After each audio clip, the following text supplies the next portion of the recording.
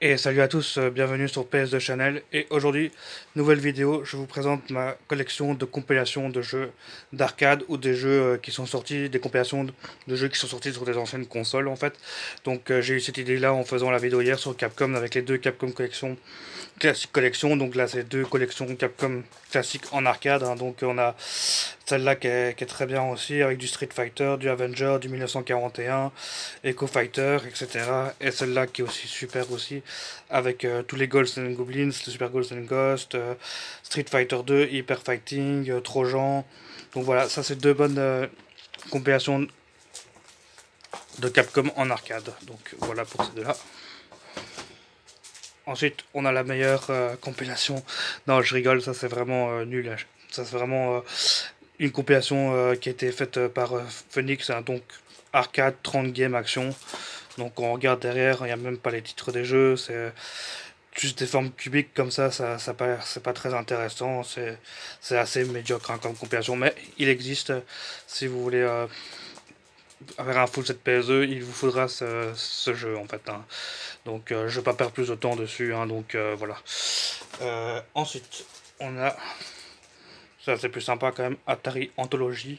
Donc celui-là, c'est aussi une compilation de plusieurs jeux, donc 18 jeux d'arcade classiques Atari, plus 67 jeux Atari 2600, hein. Donc ça c'est vraiment des jeux d'époque, hein, au tout début de l'histoire du jeu vidéo, où c'est encore des graphiques très anciens. Donc voilà, ça peut être intéressant si vous voulez découvrir un peu l'histoire du jeu vidéo.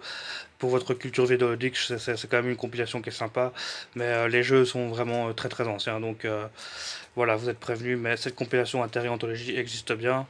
Et donc voilà, si ça vous tente, vous pouvez toujours l'essayer. Donc en principe, les collections ne vaut rien, hein, elles sont pas très chères, hein. Pareil pour ce Midway Arcade Treasure 3. Donc celui-là, c'est donc de l'éditeur Midway, hein. Donc celle-là, c'est une collection qui est spécialisée dans les jeux de course en fait, hein. Donc on a du Super Off-Road, Baldian, Race Drive-In, Stone Runner, San Francisco Rush 2049 et Off-Road Thunder. Donc ici c'est vraiment une compilation qui est sur des titres de course arcade de chez Midway. Donc je sais pas si c'est la meilleure parce qu'il existe évidemment le volume 1 et le volume 2 que je ne possède toujours pas. Que j'ai du mal à trouver les Midway arcade Trésor. Pas très commun par chez nous ici. Donc voilà pour cette compilation là. Ensuite, on a quelque chose de plus sympa encore ici. On a le Sega Classic Collection, donc ça c'est super, hein. On a beaucoup de titres de chez Sega en arcade, donc on a le Hot Run, on a le Golden Axe, VR, Monaco GP, euh, Space Harrier. Donc ouais, ça c'est une compilation qui est sympa, hein. Surtout le Golden Axe qui est vraiment super, hein. Hot Run aussi c'est sympa. Et Space Harrier aussi, hein, qui est cool aussi. Donc ça c'est une bonne compilation. Donc pour redécouvrir les titres de Sega en arcade, donc toujours intéressant à posséder, ça c'est un bon titre quand même. Mais on a encore mieux avec celui-là, Sega Mega Drive Collection. Donc ça c'est très bon, hein. Ça c'est une compilation de jeux Mega Drive qui sont sortis sur la Mega Drive. Donc pour les gens qui n'ont pas eu de Mega Drive à l'époque, c'est super intéressant d'avoir cette collection-là qui est sortie sur PS2. Donc on a beaucoup de jeux là, on a Sonic de Hedgehog, on a Super Thunderblade, Alex Kidd aussi. Donc voilà, beaucoup de titres de la Mega Drive, et Code Dolphin aussi. Mais donc ça c'est super sympa pour si vous voulez, si vous n'avez pas eu de Mega Drive à l'époque, ce qui est mon cas. Donc grâce à ce genre de compilation, je pouvais découvrir l'univers un peu Sega, donc c'est toujours sympa à posséder à l'époque, quoi. Donc maintenant, on passe dans les plus cotés. Évidemment, on a les deux Taito Legend, hein. Ceux-là, ils sont moins communes, plus difficiles à trouver. Le 2 ça va, on le trouve encore assez souvent, mais par contre, celui-là, il est assez chaud à trouver. Celui-là, je l'ai pas vu souvent en magasin, celui-là, bizarrement. Donc voilà, compilation de jeux Taito en arcade, hein. Donc Battle Shark, World euh, Continental Circus et plein d'autres, hein. Space Gun, Space Invader Part 2. Donc beaucoup de jeux Space Invader dedans. Donc voilà, encore une compilation de Taito en arcade. Ensuite, on a le Taito Legend 2 aussi, hein. Donc c'est pareil, c'est une compilation de jeux de Taito. Donc voilà. Donc avec Alpinski, Cory Kington, Arabian Magic, The Legend of Cage, encore du Space Invader, en voiture, en voilà. Donc voilà, super collection, hein. Donc à posséder, hein, franchement, ça peut toujours être sympa de découvrir les jeux Taito, parce que Taito est quand même un des plus grands en arcade quand même, hein. Donc c'est vraiment un éditeur qui est très bon aussi, hein.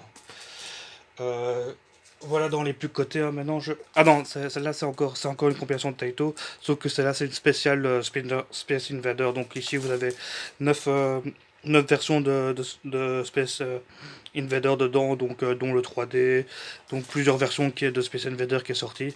Donc voilà, une belle jaquette aussi celui-là. Très belle pièce de collection, je trouve ça. Je vais pas dire que c'est pas commun, mais c'est quand même plus dur à trouver que les autres. Ici, là, on a dans une des plus cotées, c'est la Namco Museum 50e anniversaire. Anniversary, donc celle-là, c'est une des compilations les plus cotées. Donc Namco, hein, partenaire historique de Sony, hein, qui avait fait à l'époque avec la PS1, les Tekken et tout. Mais là, on parle pas de Tekken, on parle vraiment de leur jeu d'arcade au tout début avec les Pac-Man, Miss Pac-Man, Rally X, Dragon Spirit, Sky Kid. Donc voilà, plusieurs compilations de jeux arcade de chez Namco. Donc ça, c'est vraiment une des plus belles à posséder. C'est vraiment cool. Euh, enfin, franchement, en plus, celle-là, c'est une des plus cotées, hein. Celle-là, je pense qu'elle se vend dans les 30-40 € d'office, hein. Mais c'est pas la plus cotée, il y a encore pire. Et voilà, je dirais que c'est celle-là la plus cotée, la SNK Arcade Volume 1. Alors je sais pas pourquoi ils ont appelé ça volume 1, parce que j'ai cherché pour le volume 2 et en fait il n'y a pas de volume 2, il y a que cette compilation de SNK en arcade en fait. Donc voilà, ça c'est super intéressant, hein. D'ailleurs nous, enfin en Belgique ici on n'a jamais eu de Neo Geo. On n'a pas eu de borne comme ça, enfin en tout cas moi j'ai pas le souvenir, peut-être qu'il y en a eu avant, mais moi c'est grâce à ça, c'est grâce à ces jeux-là que j'ai pu découvrir les jeux arcade de SNK en fait. Et donc voilà, donc dedans c'est super intéressant parce que là il y a vraiment des bons jeux quand même. Donc il y a du Art of Fighting, il y a du Metal Slug, il y a du Shock Trooper, du Sengoku quand même, du King of Fighter, voilà donc du World Heroes aussi. Donc voilà des très bons jeux SNK. Donc petit aparté sur la SNK. Donc SNK ici en Belgique on n'en a pas eu, hein, de la Neo Geo, etc.